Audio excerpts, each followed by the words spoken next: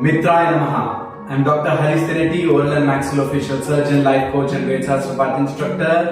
And welcome to VSP Teneti channel. And we are doing this health keys as a series of YouTube videos, and of that I am talking today the detoxification process of the gut. Very essential. Gut is almost, if you see properly, I have drawn gut as a brain, because gut is considered as another brain. Whatever your feelings, your moods, your health, your wealth, everything depends on your gut. So if you have good gut health, good stomach health, or good digestive health, then I am sure you can achieve anything in the world. There are great people who are destined to do so much in their life, but they struggle just because of their poor gut health. Do you believe that? You have to start accepting that. If you go through the process, you will remember it, you will understand it better. Right. So gut health is very important, and detoxifying your gut, or as I told you, removing unnecessary excess in your gut and utilizing or making your gut work to its maximal potential will give you lot of energy, lot of strength to do great things in life. Out of which gut, what I mean by gut is from the mouth to the anus, everything is gut. So everything falls under this chapter. In this, there are three or four aspects which I wanted to cover, because I don't want to make it a more lengthy video and confuse you or bore you. So I'll divide that into spiritual gut health, physiological gut health, and psychological gut health. Now, whenever there is a spiritual gut health, in this there are few aspects you have to keep in mind. If you can keep these things in mind, your gut health will be definitely good, right? One is how you eat your food. How do you eat your food is very important. How do you eat your food? That is there any particular spiritual process you do to eat your food? It is not just you stand in some queue and just gulp something. There is a particular process for it, because you are nothing but your food. Whatever you eat, it goes inside, gets assimilated. So you are nothing but your food.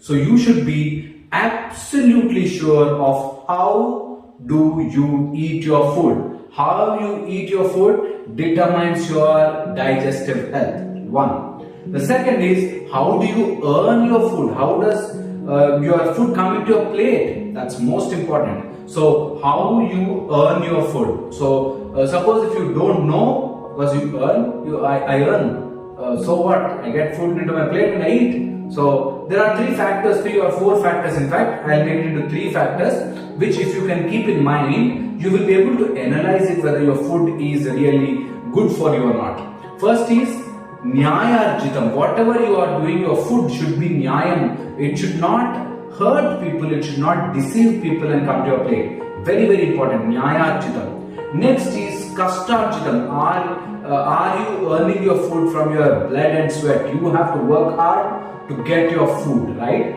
The third is Dharmarjitam. Whatever you do, is it according to your dharma? That is very important. You have to make sure that your food is Dharmarjitam, Nyayarjitam and Kastarjitam. If you can get these three, then Satvik Aharam is preferable. Satvik Aharam is the most preferred food, so that the food will not cause you lot of emotions, food will not cause you lot of distractions, food will not cause increase in the libido, food will not cause increase in your BP, like that. So food, preferably spiritual sadhak, will have Satvik Aharam, right? Next is the physiological factors, right? Whenever you are eating something, whatever is going into your mouth, so you have to make sure that it is quickly digestible. It can be meat, it can be red meat, it can be chicken, it can be egg, it can be fresh fruits, it can be vegetables, whatever. It should be quickly digestible, and it should be quick and energetic. It should be energetic. The moment you eat, if you are sleeping like a snake, then I think you should avoid that food, right? So if you are eating something and you are not feeling energetic, then you should slowly discard that food. totally, right? So energetic, I mean to say, it's not quick surge of energy at that point, like your soft drinks, your aerated drinks. These aerated carbonated drinks will give you quick energy, but that much quick energy will go. It will take a peak and it will fall down. So avoid getting into that quick sugars into your body, but it should be energetic to you. It should give you energy, right? That's most important. Then the next part is the psychological process. In the psychological process, I want you to remember a few things which will help your gut health to be to working at a maximal level. Okay, first is a process. Are you eating your food at same place, same time, and same type of food regularly? You know, you should never confuse your body with too many options. You should never confuse your body. Your body has to expect some certain kind of food. It should be able to remember that. It should be able to process it quickly, and you should have required enzymes ready for it, right? So always make a process for you. Don't confuse your body. Today I eat this, today I eat a burger, tomorrow I eat a pizza. You confuse your body, and that will lead to a lot of trouble. So remember the process. Same place, same time, same type. You know, you can eat at times weekly once, or sometimes you can change the menu, but majority of it, most of the times, if you really want to progress spiritually, or you want to live your life with health, then I think the process is very, very important. How do you eat? Is it at the same place, same time, same type of food regularly, so that your body don't get confused, your body don't don't produce unnecessary chemicals, and your body understands your food and starts assimilating it, and it is giving you energy, right? So that's the process. The second is happy food. Are you having food happy? That's most important. People eat in hurry, people eat in when they are worried, people overeat when they are worried, people overeat when they are depressed. Food has to be always happy food. That is, whatever you are eating, it should give you happiness. If at all your food is giving you, that kind of guilt feeling, or if it is troubling you, forget about the guilt factor. That will give you disease. Suppose you're eating something, you're already fat, you're eating something, and you feel like I should not eat, but I'm eating, then that will lead to further problems that will definitely cause you disease. Remember this. If you are eating, even though you are 150, eat happily. Eat. If you don't want to eat, stop eating. That's it. There's no midway here. That is, you eat, but you say, I should not eat, but I will eat. No, never do that to your body. Your body, psychologically, it will produce lot of chemicals to exactly digest your food. Suppose you confuse it, then you will definitely end up in health issues, right? So don't be harsh on yourself. Suppose you're eating some bad food which you don't, which will give you heaviness, which is not intended, high sugars and all. Don't curse yourself or don't scold yourself. Be light on your body. At the same time, make sure that you come back from that, because that over a period of time will cause you disease. So suppose you are diabetic and you are eating sugars, whenever you are eating, eat nicely. Then you should make sure that you come out of such compulsive habit always. Right? Next is make sure that your food is giving you health. Psychologically, you should start imagining your food is going to give you health. Definitely, your food, if you imagine it is going to give you health, will give you health. I'm sure about it. That's why wherever I talk, as a dentist, as a maxillofacial surgeon, as a surgeon, post-surgically, I give lot of diet instructions to my patients. I keep telling this. Whatever you want to eat, you can eat. So, suppose a patient comes to me, I don't say don't eat chocolates, don't eat sweets, your tooth will get spoiled. No. I say whatever you want to eat, eat. We are there, we have teeth to eat, chew and eat.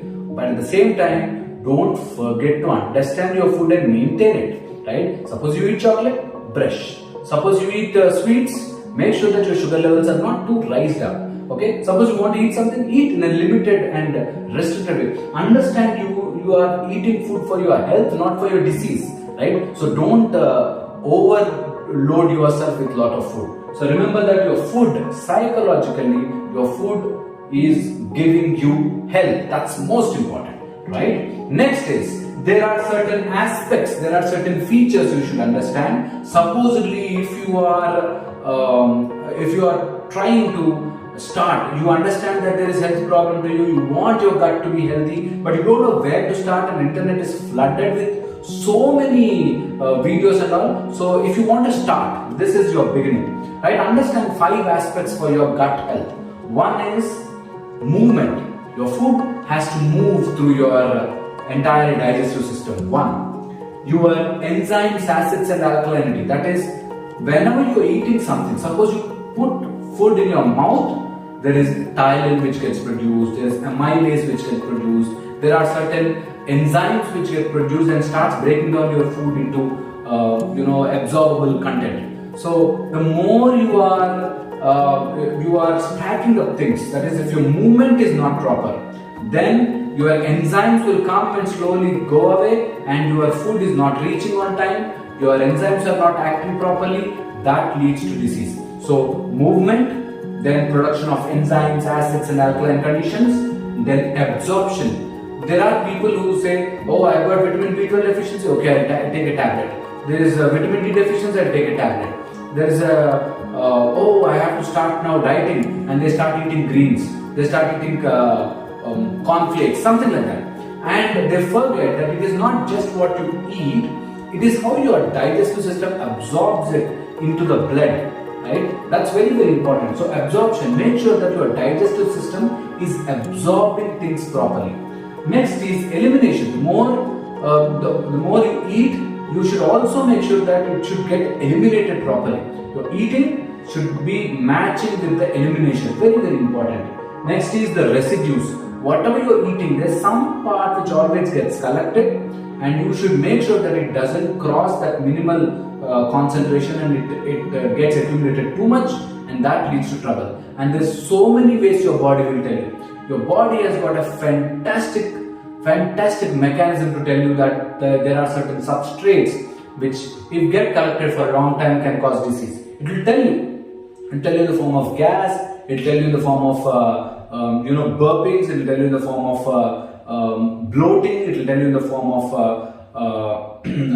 acid burn, something like that. So your body will tell you, and all you have to do is listen to your body. Listen to your body, because all health will go into disease by 2 steps. First is it will slap you, then it will stab you. This is a rule for all the medicine. Right? First your body will slap you and tell you, now it's time you should react. You are having acidity, you take a pill, or you put that soda and drink it, and you feel it is okay, but that's the first slap you get, then it will go into disease. That will stab you. So your health, your body will tell you if you are not healthy, and you should not suppress your symptoms. That's very, very important. Next is the mistakes what we generally do.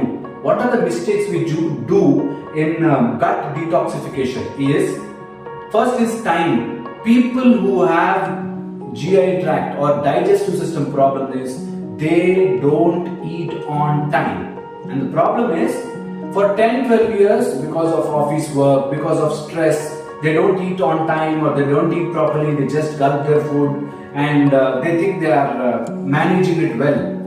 But by the age of 40, 45, 50, if you are not eating on time, you will develop all kinds of ailments. And then people say, okay, from today I will eat by this time, and they will try for 2 or 3 days, then they say, nothing is happening, so I'll start taking medication. This will not work like that. Always health happens like this. Number of years you've spoiled it, it will take a longer time for it to come back to health. So in the first place, don't spoil it. If you somehow you spoil it, you have to give some time for your body to come back to normalcy, right? So time is very, very important. Whenever you are eating food, whatever you are eating, make sure it is on timely. That is, suppose time I mean not exactly 1 o'clock or 2 o'clock, 8 o'clock, 6 o'clock, not before 6, after 6, nothing like that. But whatever time you are fixing it, fix it according to your hunger. Whenever you are feeling hungry, eat. Whenever you want some energy, have food. Right? Next is cold stimulus for a long time. that is the biggest mistake you can do. That is, you don't want to use washroom for a long time. You don't want to drink even though you are thirsty, because I am busy, I am unable to drink water on time. Or even though you are hungry, you feel like I should do upvasam today, I should do starving today, I should not do like this, I should not eat on time. Oh, my boss is waiting, I have to run. Do not hold on to your stimulus. If your stomach is saying you are hungry, go eat. What you are eating is a different issue altogether. Be sensible in what you are eating. But when your stomach is saying you are hungry, you should eat. When your stomach is saying you have to use washroom, go use washroom. Do not hold stimulus. Right? Next is the third and the major mistake people do is they don't understand themselves. If you don't understand yourself and your food, you are doomed. You are definite to get disease. Right? So you will get disease if you don't understand yourself and your body. How do you understand yourself and your body? Very, very important. I want you to focus here. If you want to understand yourself and your body, right, you should understand in Ayurveda, it is said 3 types, Vata, Kapha, Pitta type, body type. You can go to any Ayurvedic doctor, they'll tell you what kind of body is yours, or you can you don't Google or don't YouTube it and see, because there's a lot of confusion in that. Go to a proper Ayurvedic hospital or college, and then you get your type done. And once you know what type of body is yours, you can adjunct yourself with such kind of food, right? And then you will be able to pick it up from there, right? So this is also very, very important. I'll make another video when I get time. Even though I am an allopathic doctor, I keep talking to so many Ayurvedic and homeopathy specialists, naturopathy specialists and all, because this is my field of interest. I keep talking to people because I wanted to give all my patients or all my friends, all my mitras, all colleagues a good health, right? So in order to have a general idea about everything, I keep talking to them, and I always see these 3 will cause a lot of health issues. That is time, they don't eat on time, or they postpone their time, they shuffle their timing, something like that. Then they hold on to stimulus, that is they don't use washroom regularly, or they don't drink water regularly, or they, even though they feel hungry, they want to starve, something like that. And next is, if they don't understand their body type, they may feel hungry, they go and run quickly, get a Kit Kat or get a dairy milk or whatever chocolate they want, they can eat of the chocolate, and then they suppress their hunger, and then that leads to trouble, right? So this can be one of the reasons why there can be disease, or why there can be toxic gut system. If your digestive system is not good, your brain is not good. If you see this, I've drawn the gut as a part of brain. Your gut is considered your brain. So if you want to have good health, your stomach, your colon, your intestines have to be healthy. And for that, there is another component of this. One is your entire, from here to anus, entire system is covered by a beautiful mucosa. Mucosa is like jelly-like mucosa, right? One is that. The second is your gut bacteria. There's a beautiful, it is home for a lot of bacteria, and in that there are certain kinds of bad bacteria and good bacteria.